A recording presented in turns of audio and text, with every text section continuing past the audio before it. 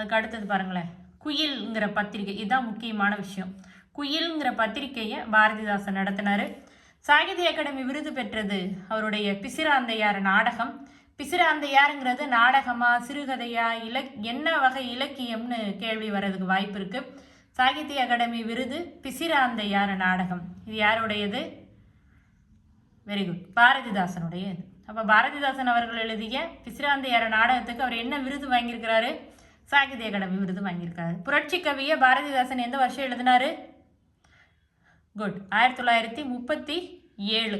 பாரதிதாசனுடைய மாணவராக இருந்தவர் யாரு? தமிழ் ஒளி. Very good. நெக்ஸ்ட், அவர் நடத்திய இதழில் முக்கியமானது குயில்.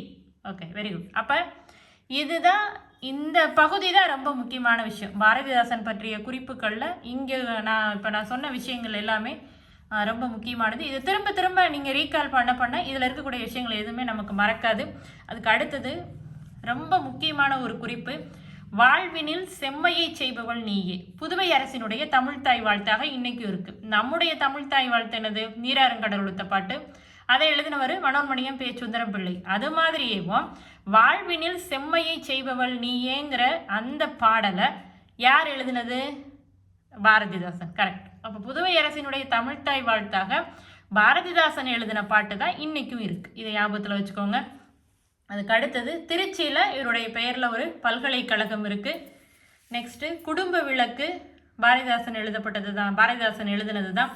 அதிலிருந்து வரக்கூடிய சில வரிகள் பாருங்களேன். கல்வி இல்லாத பெண்கள் கலர் நிலம்.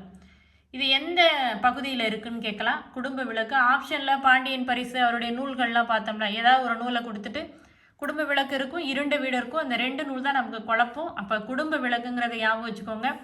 பெண்கள் விளக்கேற்றுவாங்க, அப்படி ஞாபகம் வச்சுக்கோங்க. குடும்ப விளக்கு. கல்வி இல்லாத பெண்கள் கலர் நிலம்.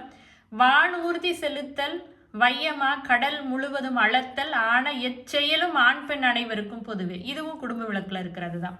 இந்த 2 கொட்டேஷனை மறந்துடாதீங்க. வானூர்தி, ஆணும் பெண்ணும் அனைவருக்கும் பொது அப்படின்னு வந்தாலே அது எதுதான்? குடும்ப விளக்கு. ஆக இந்த பகுதியில் இருக்கிற எல்லாத்தையுமே கரெக்டாக ஞாபகத்தில் வச்சுக்கோங்க. என்ன விஷயம்னாலும், என்ன நீங்கள் பாயிண்ட்ஸ் படித்தாலும் முதல்ல என்ன பண்ணுங்கள்? நோட்ஸ் எடுங்க. நோட்ஸ் எடுத்து படித்தா நம்ம எழுதக்கூடிய எல்லா எக்ஸாமும் நமக்கு சக்ஸஸாக தான் இருக்கும். நன்றி.